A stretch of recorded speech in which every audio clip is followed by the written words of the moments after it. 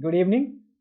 मेरा नाम फैज़ है। आज हम लोग कुछ इंटरेस्टिंग सीखने वाले हैं और ये सभी की ज़रूरत है, आपकी भी ज़रूरत है और बहुत सारे स्टूडेंट्स हैं जिनको इनकी बहुत ज़्यादा ज़रूरत है क्योंकि उनके लिए वोकैब्युलरी ही उनका बैकबोन है। विदाउट वोकैब्युलरी ना वो इंग्लिश बोल सकते हैं, ना वो इंग्लिश समझ सकते हैं, ना वो इंग्लिश लिख सकते हैं। ऑलराइट, तो हमारे पास एक पिक्चर है और इस पिक्चर को मैं अच्छे से आप लोग को एक्सप्लेन करूंगा और कुछ इसमें वर्ड मीनिंग लिखे गए हैं जो आपको समझ में आ भी रहा होगा और नहीं भी आ रहा होगा। चलिए सबसे पहले मैं बता देता हूँ गेट। गेट क्या है? गेट हमारा एक वर्ब है जिसका मीनिंग ओवर 100 है, यानी 100 से ज्यादा इसकी मीनिंग है। बट उन 100 मीनिंग में से हमने कुछ स्पेशल, कुछ अलग से मीनिंग लिया हुआ है जिनको फ्रेजल वर्ब कहा जाता है। These are phrasal verb. और फ्रेजल वर्ब क्या होता है मैं समझा देता हूँ आप लोगों को। जितने भी हमारे वर्ब्स होते हैं, अगर उनके साथ अगर हम कोई भी प्रेपोजिशन यूज कर लेते हैं, कोई भी प्रेपोजिशन यूज कर लेते हैं या कोई भी हम एडवर्ब यूज कर लेते हैं, तो वो हमारा फ्रेजल वर्ब हो जाता है और इसका मीनिंग बेसिक से बिल्कुल डिफरेंट यानी अलग हो जाता है। जो मीनिंग होता है वो बेसिक मीनिंग से बिल्कुल डिफरेंट हो जाता है। अब यहाँ पर देखेंगे गेट के साथ बहुत सारे अलग अलग वर्ड्स यूज किए गए हैं। ये सारे क्या हमारे, ये सारे के सारे हमारे इधर प्रेपोजिशन से और एडवर्ब से। अगर हम गेट के साथ इनको कनेक्ट करते हैं तो these will become phrasal verbs. मैं एक एक करके आप लोग को समझाऊंगा और विजुअलाइज एंड पिक्चराइज करके ये बताऊंगा। चलिए एक एक करके सीखते हैं। मैं यहाँ इरेज करूँ ना? चलिए ठीक है। ऑलराइट, ओके, चलिए। First of all I will start from get plus away. What is meaning get away? I take an example. Suppose करो मेरी गाड़ी खड़ी है और मेरी गाड़ी बहुत महंगी गाड़ी है। कोई आकर मेरे गाड़ी को टच कर रहा है। टच करने के दौरान क्या हुआ? गाड़ी में स्क्रैच लग गई। मुझे गुस्सा आएगा, स्वाभाविक है, मुझे बहुत गुस्सा आएगा। मैंने कहा यहाँ से भाग जाओ, दोबारा मुझे यहाँ दिखाई मत देना। तो मुझे यूज करना होगा गेट अवे। सपोज करो मैं टेबल पे जाके किसी किसी के टेबल पे कूद के बैठ गया, ऑब्वियसली उसको गुस्सा आएगा। खास करके वहां होता है जहां पर कोई शॉप होता है, हम जाते हैं थके हुए होते हैं और जाकर उसके काउंटर पे बैठ जाते हैं और स्वाभाविक उस इंसान को बहुत गुस्सा आएगा। वहां पर क्या बोलेगा? गेट अवे, दोबारा दिखाई मत देना, भाग जाओ यहाँ से। राइट, यानी इसका जो मीनिंग होता है ना, भाग जाना, अलग हो जाना, हट जाना। जो यहाँ पे लिखा हुआ है टू लीव और एस्केप फ्रॉम, यानी किसी जगह से चले जाना या किसी किसी जगह से भाग जाना। सपोज कीजिए मैंने किसी को बोला get away from here, otherwise I will kill you. एक काम करो, यहां से भाग जाओ नहीं तो मार दूंगा। तो हमने क्या किया? गेट का मीनिंग कुछ और है बट हमने इसके साथ एक हमने प्रेपोजिशन यूज किया है, तो इस दोनों का, इन दोनों को जोड़ने के बाद जो मीनिंग होगा बिल्कुल डिफरेंट हो जाएगा। गेट अलग मीनिंग है बट हमने इनको एक प्रेपोजिशन के साथ यूज किया, तो मीनिंग हमारा क्या आया? Escape from somewhere, leave some place, leave something. आपको समझ में आ गया होगा। मैं कुछ एग्जांपल्स और दे देता हूं आपको। गेट अवे फ्रॉम हियर, यहां से चले जाओ, यहां से भाग जाओ। आप ये भी बोल सकते हो टू लीव, टू एस्केप। कोई प्रॉब्लम नहीं है, गलतियां नहीं होंगी, सभी सही है, तीनों के तीनों एग्जांपल सही है। अब हम दूसरे मीनिंग पे आते हैं, गेट अहेड। देखिए गेट अहेड, अहेड का मीनिंग देखो क्या होता है। अहेड का मतलब होता है आगे जाना, गेट आगे जाकर के पाना। सपोज मैं आपको हिंदी में समझा देता हूं। एक कंपनी के अंदर 100 लोग काम कर रहे होते हैं, राइट। उसमें से कोई एक ही होता है जो कंपनी में सबसे ऊपर टॉप लेवल पे बैठा हुआ होता है। इधर वो मैनेजर हो सकता है, सीईओ हो सकता है, वीपी हो सकता है। वाई? क्योंकि दे वर्क हार्ड। क्या करते हो? कठिन परिश्रम करते हैं। And why they work hard? Because they want to get ahead in the company. Get ahead का मतलब क्या होता है? To progress, to get promotion. अगर कहीं पे भी आपको आगे जाना है या किसी भी चीज में आपको अगर प्रमोशन पाना है, तो आप यूज कर सकते हो to get ahead you need to work hard. To get ahead you need to learn vocabulary. If you want to speak English well, you need to word you need to learn word meaning, whatever जो भी है हम ले सकते हैं। Gate ahead का मतलब क्या होता है? आगे जाना, to progress, to get promotion, get ahead. अब हम बात करते हैं get through.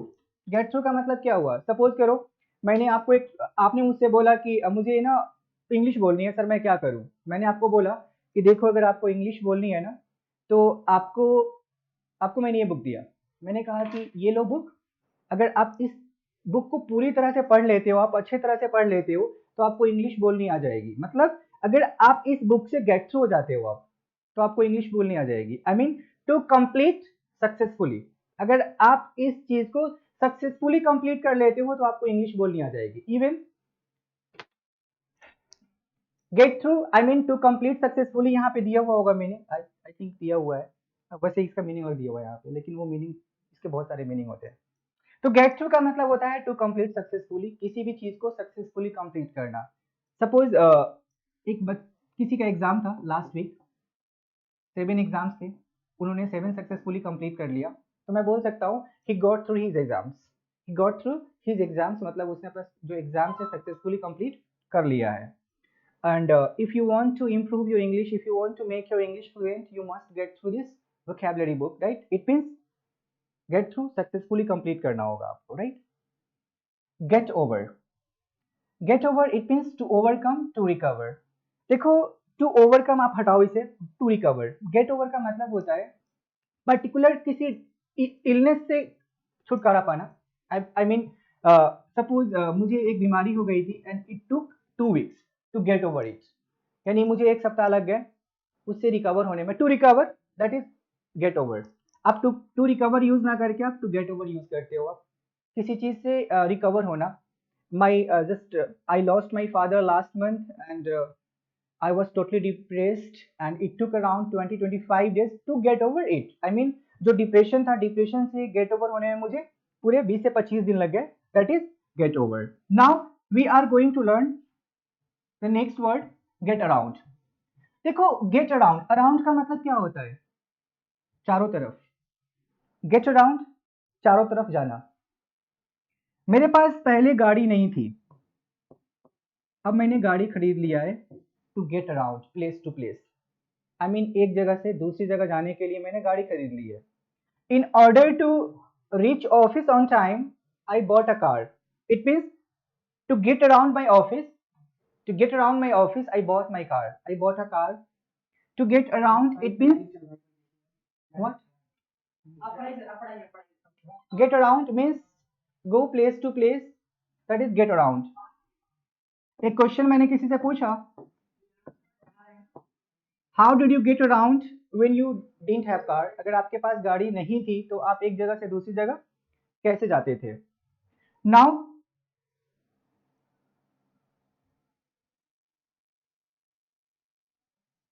We are going to learn get down. देखो गेट डाउन बहुत ही इंटरेस्टिंग वर्ड है। गेट डाउन, गेट डाउन का मतलब क्या होता है? किसी भी बड़े से कंटेनर से नीचे आना। कोई भी बड़ा कंटेनर हो सकता है, कोई पब्लिक ट्रांसपोर्ट हो सकता है, such as train, metro, airplane and even bus, right? जब आप किसी भी चीज से डिसमाउंट होते हो, नीचे उतरते हो, आप सो रहे हो, आप किसी को बोल रहे हो कि आप बिस्तर से नीचे उतर जाओ, तो गेट डाउन द बेड। अगर कोई बस पे है, अगर आप उसे बोल रहे हो कि आप बस से नीचे उतर जाओ, तो गेट डाउन द बस। अगर कोई गाड़ी पे बैठा है, कोई ट्रेन में बैठा हुआ है, तो क्या करेगा? गेट डाउन द ट्रेन होगा वो। मतलब डिसमाउंट होना और पर्टिकुलर किसी प्लेस को फिजिकली लीव करना, दैट इज गेट डाउन। आप वहां पे गेट ऑफ भी यूज कर सकते हो, there is no problem, but get off यहाँ पे नहीं दिया हुआ है तो मैं बताऊंगा नहीं आपको, बट गेट डाउन वहां पर यूज कर सकते हो आप, right? Get down means to dismount. To dismount मतलब ऊपर से नीचे आना। जहां पर भी आप ऊपर से नीचे आते हो वहां पर आपको गेट डाउन यूज करना होगा। आप वहां पे गेट आउट यूज मत करना। गेट आउट का मतलब होता है बाहर जाना। आप लोग क्लास में बैठे हो, मैंने बोला get out of the class, मतलब नीचे नहीं जाना है, सीधे बाहर जाना है। Get out of the car मतलब कार से बाहर जाओ, आपको कार से उतरना नहीं, सीधे बाहर जाना है, राइट? लेकिन बस की बात करें तो बस के लिए आपको गेट डाउन यूज करना होगा। गेट डाउन इट मींस ये नीचे उतरना पड़ेगा। हाँ, नीचे उतरना पड़ेगा ना गेट डाउन के लिए। अगर आप बस में हो तो नीचे उतरोगे आप, राइट? कभी कभी क्या होता है, हम बोल देते हैं ना I am in the bus, but this is not correct sentence. I am on the bus, because not you are in the bus, right?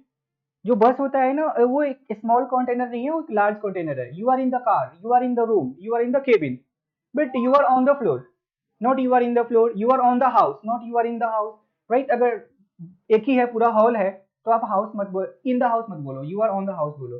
Suppose कोई डीजे वाला डीजे प्ले कर रहा होता है, तो क्या बोलता है? DJ on the house, not DJ in the house. DJ in the house होता ही नहीं है सबसे पहले। अगर एक पूरा खाली एरिया है, तो हाँ, ये अगर रूम है तो इन द रूम बोल सकता हूँ, मैं इन द हाउस बोल सकता हूँ। बट एक खाली एरिया है तो मैं ऑन द हाउस बोलूंगा। Get along with this, I think this one is the last one, right? अगे, गेट अलॉन्ग विथ का मतलब क्या होता है?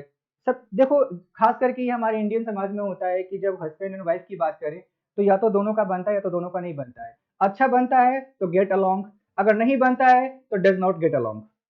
अगर मैंने बोला कि just it has been 6 years of my marriage and still we get along well, मतलब आज भी हमारा अच्छा अच्छा खासा बनता है। लेकिन हमने बोला कि it has been only 15 days but we don't get along well, मतलब हमारा अच्छा खासा नहीं बनता है, मतलब अच्छा निभना, अच्छा बनना, that is called get along. वैसे इसके और भी मीनिंग होते हैं बट पिक्चर में इतने सारे हैं तो मैंने इतनी बता दी, बाकी देखिएगा।